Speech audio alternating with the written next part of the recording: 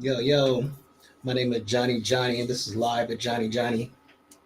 We got some news we want to bring to y'all attention. One of my favorite hosts, white hosts. So, for all you people who be like, oh, he racist, nah, I listen to white people, especially when it comes to news, because they be knowing, and they going to tell us some stuff before it happens. So, why wouldn't I listen to them? Like, especially if they cool people and I know they telling the truth about things, I'm gonna listen to them. You know what I'm saying? I'm not gonna shut them out and not listen. That's crazy. That's insanity. So anyway, this is Rachel Maddow, and she's talking about like some things that are going on today. We want to tap in and just listen to what she got to say because she's a very smart person and she has a way of breaking things down so we can understand it. So let's check her out, and then I'm gonna come back and talk to y'all. And I love it too. Thanks to you at home as well for joining us this hour. Really happy to have you here. Today is June 22nd, which means yesterday was June 21st. I know it's a little late, but solstice, still which listen means to what you're talking these are the longest days of the year, the longest days and the shortest nights. And I know it's a coincidence. I know it's unrelated. But can I also tell you that there's like 10 different things to report to you tonight that are all good news stories. And I know that is not how we usually lead things off on this show, but there really is a bunch of positive news to tell you, just thing after thing after thing. Let's start, for example, with the courts. Today, a federal judge, a Republican-appointed federal judge, tossed out subpoenas that Trump's Justice Department had issued against Minnesota's Democratic Governor, Tim Walz, and the Minneapolis mayor, also a Democrat, Jacob Frey, and Minnesota's Democratic Attorney General, Keith Ellison, and a whole bunch of other Minnesota officials. This goes back to Trump's big federal attack on Minnesota this winter, with those thousands of federal agents in the Twin Cities. In between Trump's agents killing Renee Good and them killing Alex Preddy in the streets of Minneapolis, in between those two killings, Trump's Justice Department got subpoenas to basically raid the offices of most of the major Democratic officials in the state of Minnesota and in the Twin Cities. Well, today, a Republican-appointed federal judge shot those down, saying in his ruling that there was, quote, no doubt those subpoenas were issued to, quote, harass Trump's political opponents. The ruling said, quote, on the one hand, the evidence that the challenged subpoenas were issued for unlawful reasons is overwhelming. On the other hand, the judge wrote, the Department of Justice has struggled without success to identify a single plausible investigatory justification for the subpoenas. And so those Trump administration Justice Department subpoenas were thrown out. Another federal judge today shut down Trump's attempt to raid the Social Security Administration and use its data as part of his efforts to mess with the midterm elections this year.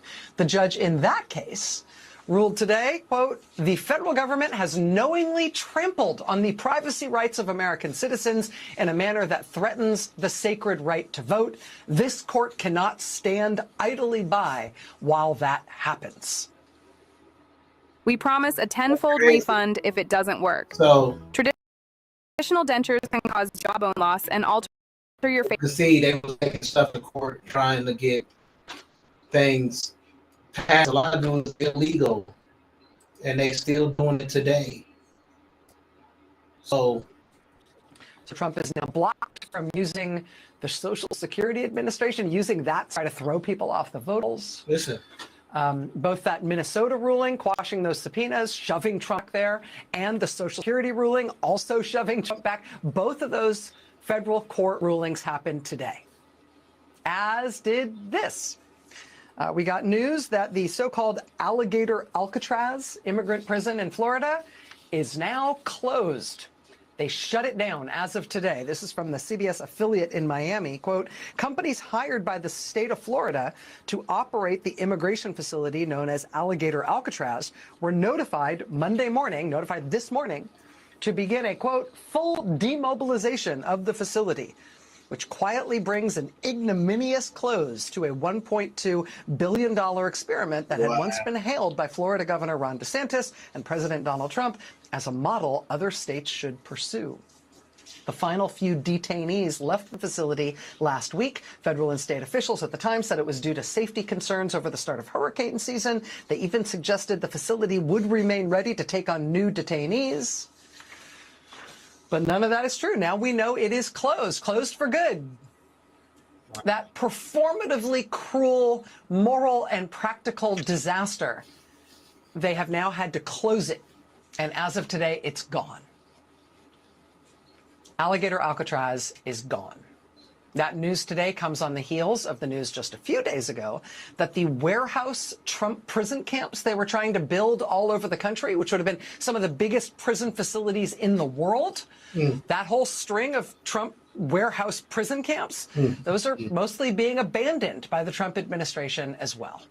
The New York Times reporting that at least 7 of the facilities they already bought, they paid cash for, they're either going to put those back up for sale or give them away for other government purposes. So the people who fought these facilities, the people who fought having a huge Trump prison camp in their town, in Social Circle, Georgia, in Flowery Branch, Georgia, in Roxbury, New Jersey, in Romulus, Michigan, in Berks County and Schuylkill County, Pennsylvania, in Salt Lake City, Utah, all of the people who fought these Trump prison camps in those places, they have all just learned that the Trump administration is giving up and giving in. They're going to be giving away or selling back these warehouse facilities they bought in all of those places to try to build Trump prison camps. Those camps will not be built. The people who protested to stop those Trump prison camps, they won. Now that leaves 4 more sites where they have also purchased warehouses. And we don't know what they're going to do with those 4 additional sites. Wow. That's the one in Hagerstown, Maryland, 2 sites in Texas, one in Socorro and one in San Antonio, and another in Surprise, Arizona. We don't know what's going to happen to those 4 warehouse facilities, even as the other 7 are going to be given back or given away. But I will tell you, even in those 4 places, the fight against these things is still on. In Surprise, Arizona specifically, you are going to think I'm making this up, but I am not making this up. The people in Surprise, Arizona who are fighting the potential Trump prison camp they want to put there, those folks are so annoyed with their city council not helping them stop this thing that those local residents are now advancing an effort to literally dissolve the city of Surprise, Arizona, to unincorporate the city, specifically so there won't be a city council anymore. So the city council won't be in their way as they continue to fight the Trump prison camp, and therefore they can fight this thing harder. Even as the Trump administration caves now and gives in and gives up on trying to build most of these things. The few places remaining where they still haven't said that they're going to give back or sell back the warehouses, those places are still fighting. That news comes on the heels of the Trump administration also having to give in and give up on this inexplicable, bizarre plan they had to go down to the bottom of the ocean, the deep sea, off the coast of Oregon, Washington State, Alaska, North Carolina, and in between Greenland and Iceland to go send ships into water thousands of feet deep to then retrieve and destroy expensive American deep sea instruments that we have maintained in those deep sea locations for a decade, to do complex monitoring of ocean currents and other stuff, stuff that's important not just for weather, but for fisheries and a lot of really other practical applications. This is a system, again, that's been in place for a decade. It's been working fine, doing what it's supposed to do. It's supposed to last another 25 years. It cost us hundreds of millions of dollars to build this system. For some reason, the Trump administration decided they would instead spend millions of your dollars to go out and disable and destroy this system, to retrieve the instruments from the deep sea floor, haul them up to the surface, and turn them into scrap. Why did they want to do that? I don't know, but they will now not be able to do that because the Senate passed a bipartisan bill blocking them from doing that, and rather than continue to fight to do it, the Trump administration caved.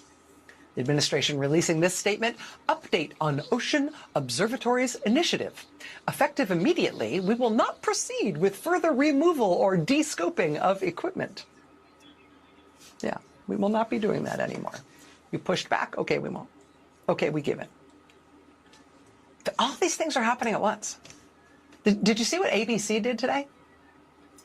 As CBS News is humiliating itself, right? CBS News in a state of total chaos as the billionaire oligarchic owners of CBS try to turn it into Trump TV, and they have thereby screwed up their evening news, and they have inexplicably shut down their radio news altogether. And they fired Stephen Colbert when he had the best ratings in the business. And now they are royally screwing up 60 Minutes, which is the most successful American news program of all time. They have just been careening from one humiliating disaster to another at Paramount and CBS. Well, today, in contrast, did you see what ABC did? ABC is taking a totally opposite approach. ABC, a big legacy corporate network and news organization, I guess, taking a look at how CBS has humiliated and debased and injured itself for Donald Trump. And ABC has decided, you know what, we're not going to do that. Instead, we're going to fight. And crucially, ABC has also made the decision that not only are they going to fight, they're going to ask the public to help them fight. Look at this, which is airing on ABC nationwide as of today. I was already planning to return it until something unexpected happened. To my surprise, by day 2, I could finally breathe freely through the night. My airways didn't get blocked, my chest didn't feel tight. I thought I was imagining. I need to switch it. I had this idea for a show. Different women, different points of view. The View has welcomed your favorite guests and covered the issues you care about for nearly 30 years. Now, the FCC wants to control who is allowed to appear on the show. Viewers, use your voice. Scan this QR code. You have until July 6th. ABC airing that as of today, asking its viewers to join their fight against Trump trying to take over the media. They're also airing spots like this one. This is from their local station in New York. They're airing spots like this all over the country, defending all of their local stations from the same kind of Trump administration attack. Every day, we commit to inform, entertain, and serve you. Now, the FCC is questioning our commitment to the community. Show your support for WABC TV by scanning this QR code today. You have until July 29th to tell the FCC to keep your trusted local station on the air.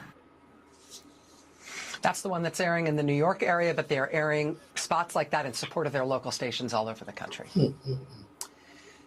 And I know I said at the top that I had a litany of good news for you tonight. Obviously, I'm aware that it is bad news that we have an authoritarian president of the United States who is using all the power of the federal government to try to take over the media, so it's run by his friends and shills and it's all propaganda for him.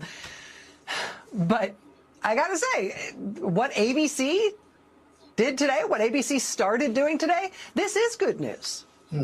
Because here's a big, important network with a big, important American news division saying, we're not going to take this lying down. We're going to fight as a network. And we want our viewers and the public to know we're fighting, and we are going to ask them to join us in this fight.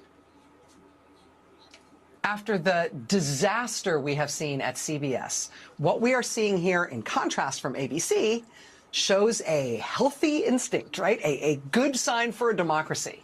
That a big, powerful entity like ABC is not just gonna cave like other similar entities have. It is a good sign, and it is good news, because if there's one thing we know about fighting for your democracy, it's that you will lose every fight you choose not to wage.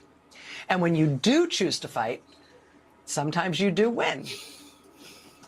For example, all this weekend, I just marinated in these images coming out of Georgia from a few days ago, as Democrats and black voters in Georgia won, as they succeeded in getting Georgia Republicans to back off and abandon their plans to get rid of majority black congressional districts in Georgia. Wow. And this is Georgia State Senator Kenya Wicks celebrating that win. That's her with her hand raised there. Georgia Republicans, I mean, they convened this special session of the legislature specifically and only to take black districts away in Georgia. But then the Georgia state capitol filled with people righteously protesting against it. And against this, Georgia Republicans lost their nerve. I did not know they did that. They decided not to do it. They called it off. And yes, again, I recognize it is terrible that Republicans have rushed to eliminate black districts in Tennessee and in Alabama and Louisiana. But you know what? They wanted to do it in Georgia too, and the people told them no, peacefully and loudly. And direct action gets the goods. Shame worked. And they turned it back in Georgia, and that is worth not glossing over. That is worth paying attention to. I mean, to state the obvious, generally speaking, having a bad president is bad for a country. I mean, you don't wish that on any country anywhere. Most particularly, you don't wish it on a country that you love. Having somebody at the top of a political pyramid who is corrupt, who is incompetent, who seeks to stay in power even when he loses elections, so he can build monuments to himself and basically loot the place. I mean, that's just not good. You wouldn't wish that on any country. You certainly would not wish it on your own. That said, what we are learning right now, what we are living through right now, is the fact that when you have a bad president, turns out he's also bad at pursuing the things that he wants for himself. And, if you're up against someone with evil intent, the best you can hope for is that their intent will change. But if you can't get that, the next best thing you can hope for is that there'll be an incompetent buffoon who fails at everything he tries. And in the case of Donald Trump, what we are experiencing right now is his compounding failures, his blustering incompetence, and his illiteracy kind of paying off for us as a country. In his failure and incompetence, he is right now lessening his own power, his own sway, even over his own party, and therefore he is lessening his ability to effectuate more harm to our country. And so the huge prison camps he tried to build for himself will have to be sold back at a loss or given away. And his alligator Alcatraz has been emptied, and now it will be boarded up or bulldozed. And his subpoenas and indictments targeting his critics and his opponents are being thrown out. As his failures and his incompetence not only fail to serve, but actively mess with even his own allies in Congress, miracle of all miracles, now we've got Congress suddenly awake, saving that deep sea ocean monitoring system. That's crazy. I don't get it. Why we even want to destroy something like that? But let's take a look at this other video.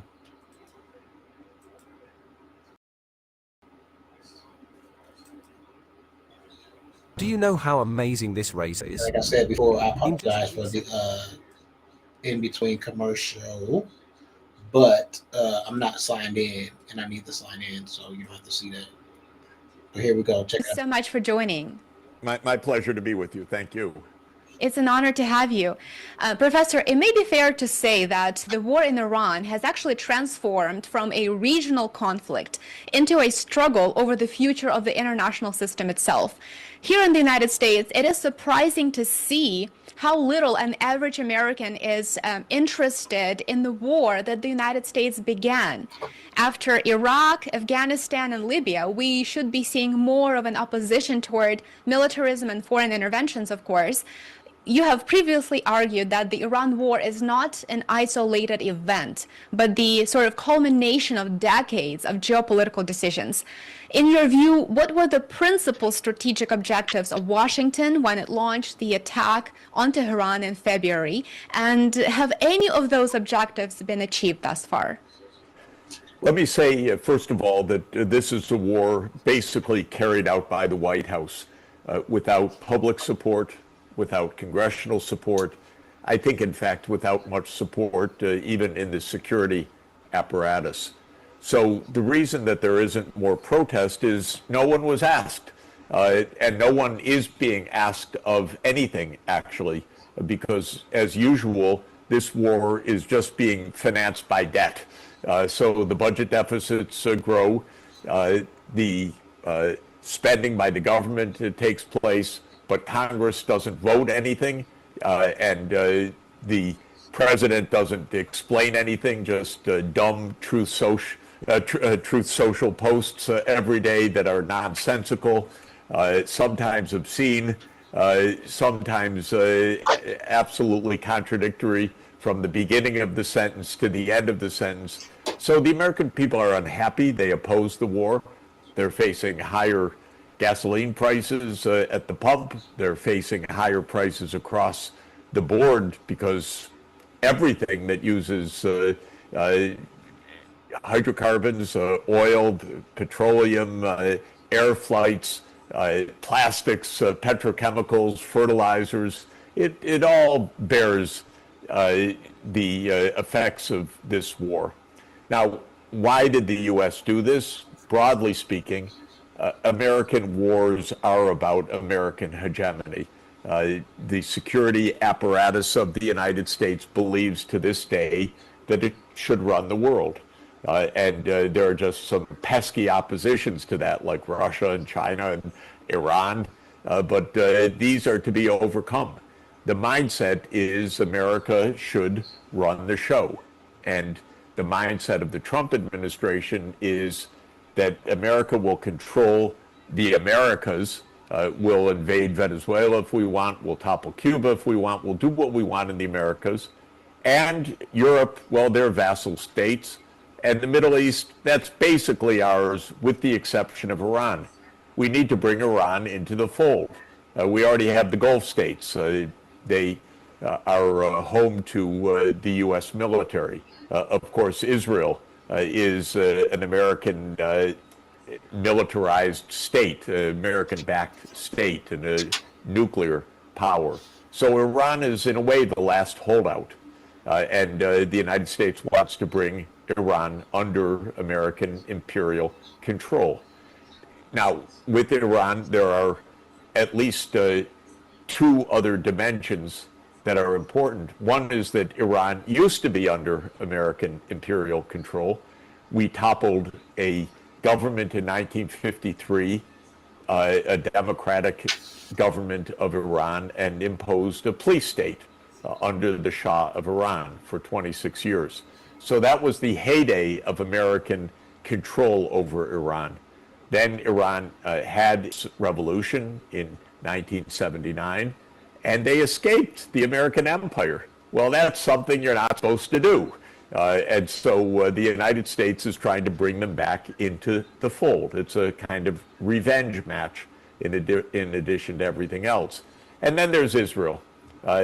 Israel hates Iran because Iran supports the Palestinian cause. And the Palestinian cause says that there should be a state of Palestine. Whether one state for everybody or two states, that's debated.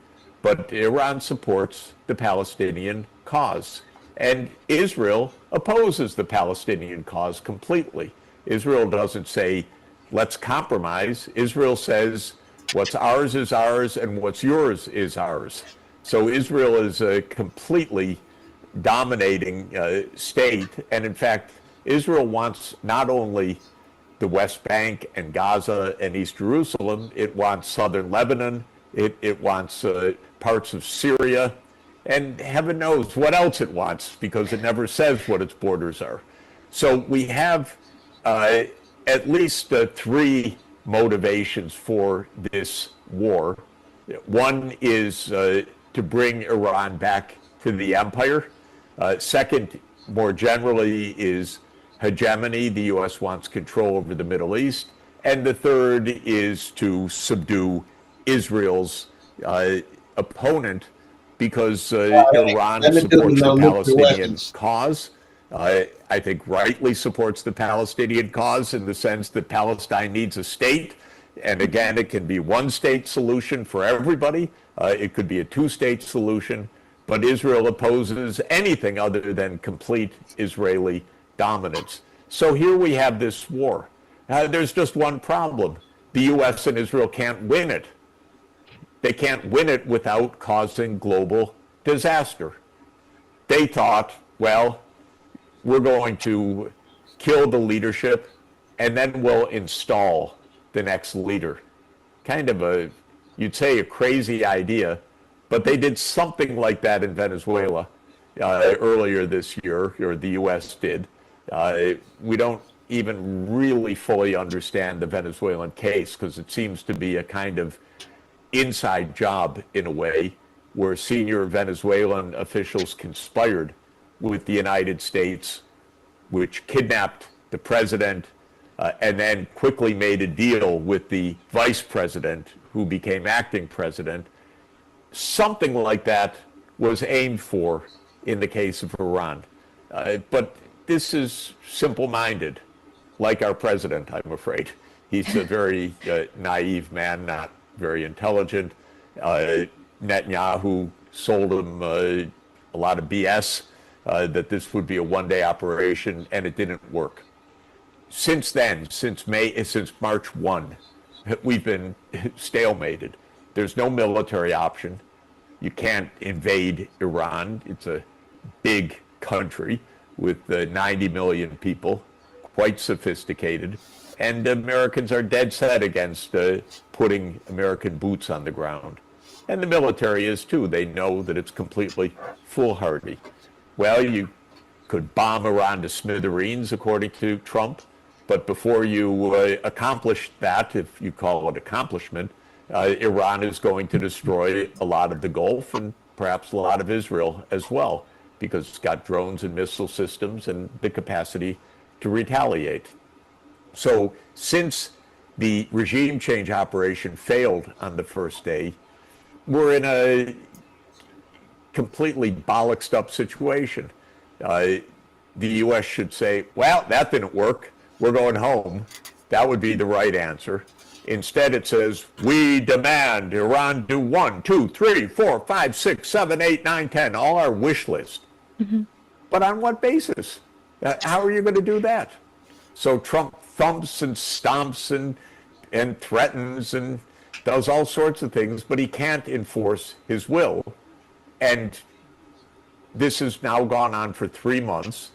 The world energy situation worsens every day because just a few ships get through the Strait of Hormuz. So all of the stockpiles of oil are running out in Europe and in Asia, in Africa, and so forth. No, we need to know this. And I have an easy solution for the U.S. You don't have to negotiate anything. Just go home.